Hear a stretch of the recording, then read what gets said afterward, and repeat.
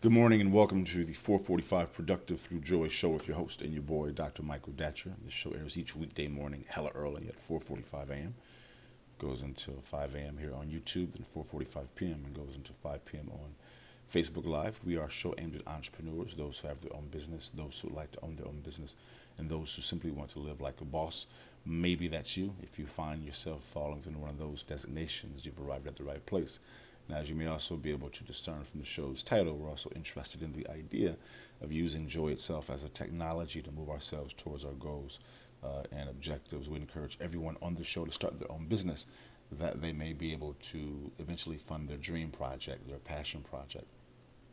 Today, we're talking about the topic of passion. Its intersection between the intersection between passion and productivity. What is the key to having passion? How do you develop passion? And what can passion do for you? All right, let me say a few words about myself before we proceed. I shall proceed to rock the mic. A little roots there. And so, this is your host and your boy, Dr. Michael Datcher. I'm the author of the New York Times bestseller Raising Fences, which was a Today Show Book of the Month pick. That book's film rights were also optioned by the actor Will Smith, whose people called My People. And I eventually agreed to write the screenplay for that particular project. I'm also the author of the acclaimed historical novel Americas, which is being published this February 2018 on Third World Press. Look for that in bookstores everywhere. My educational background is UC Berkeley as an undergraduate. I'm a master's from UCLA and my PhD in English literature from the University of California at Riverside. I'm currently a professor of English lit at LMU here in Los Angeles. I'm an expert at being productive. I don't say that to brag, but people are oftentimes surprised at my level of productivity given how crazy my own personal narrative is. I am the product of a young girl who was raped at 16, gave birth to me at 17, then subsequently gave me up for adoption as a single divorcee. So at the time, no biological father, no adopted father. Listen, difficult times for the young MD, yet as Kool Moe Dee famously said, how you like me now, right?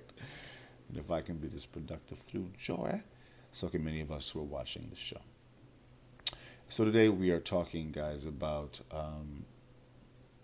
the idea of passion and productivity. What is the key between passion and productivity, which we'll get to in a few seconds. If you're enjoying the show so far, please become a subscriber. Just hit that subscribe button and also share this video on your social media networks. All right.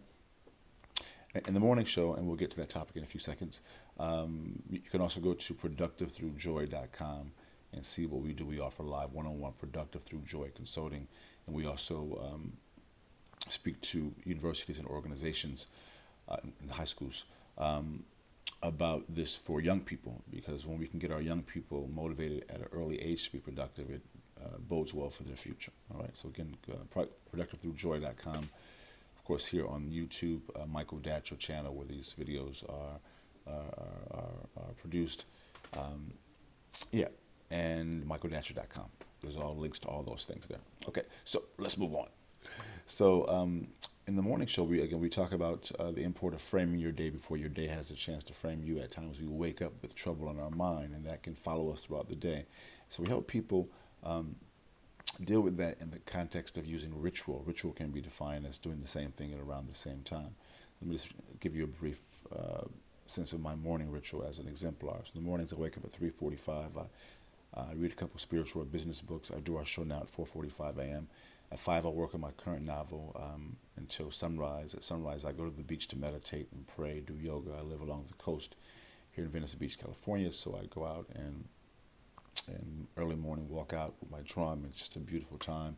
I come back and work on my current book a while longer. Then I go back to the beach, run up the coast, come all the way back here to my gym in Venice and get my workout in, my buff on. So by 9:30, I'm feeling amazing. And we're not saying do what I do, but we are saying do something as a way to get your day established in a ritualized manner. So I'm reading 2 great books right now as a part of the morning reading. I'm reading a book called The Nag Hammadi Reader, which is kind of a book of early Gnostic text, really powerful, and a book called You Are a Badass at Making Money, by a book about having a strong wealth mentality by Jen Sincero. And from those 2 books, I extract some wisdom called the morning chant. Today's morning chant is, as a meditating natural mystic, My passion propels me to abundance. As a meditating natural mystic, my passion propels me to abundance.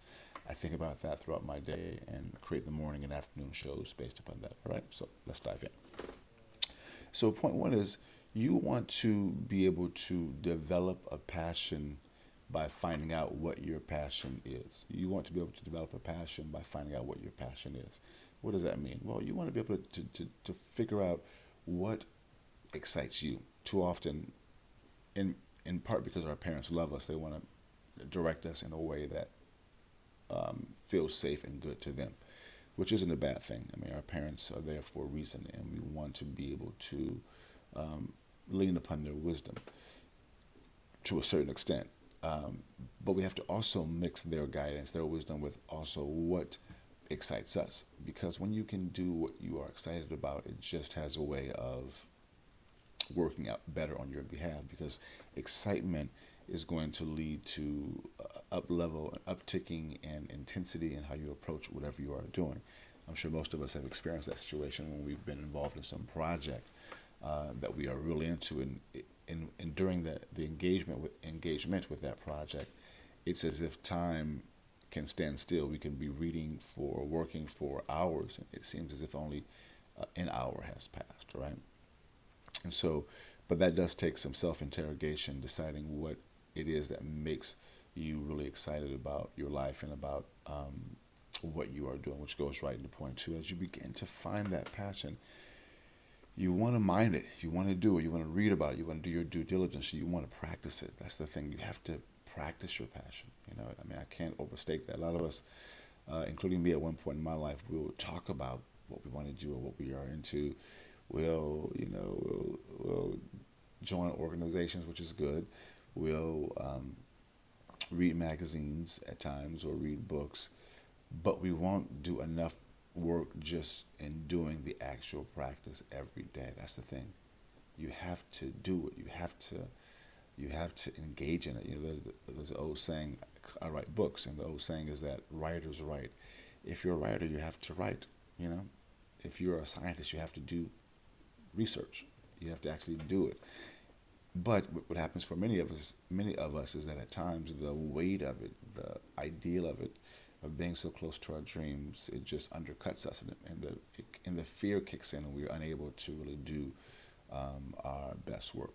Okay, which goes right into point three. And point three is once you begin to overcome that fear and do what needs to be done, then you're able to powerfully, powerfully bring all of your skills and your talent sets to bear, that you may go out and do what needs to be done in such a productive and powerful way that people around you will be inspired. I can't overstress the idea of the import of inspiration. When you are inspired and you begin to do inspired work, people around you are going to be inspired, and then will begin to do inspired work, which will be seen by those in their spheres of influence. And those folks in those spheres of influence, meaning your colleagues, for example, or your children's spheres of influence, will be inspired. And just by you doing your work, it creates a concentric circle of inspiration. And that inspiration, which and that word's in terms of its etymology, the core word, the root of inspiration is spire, spire, which means breath. You are giving life breath to your project, but also giving life breath to the project of those who watch you give life to your project. It's really a powerful, powerful thing. All right. So that's something in my eye.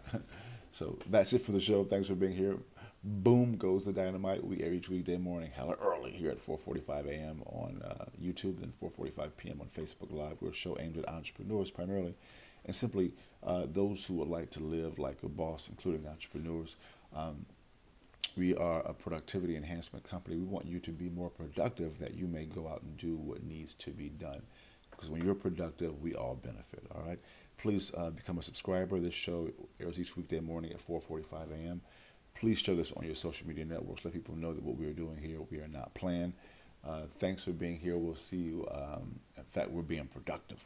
We'll see you this afternoon at 4:45 p.m. on Facebook Live.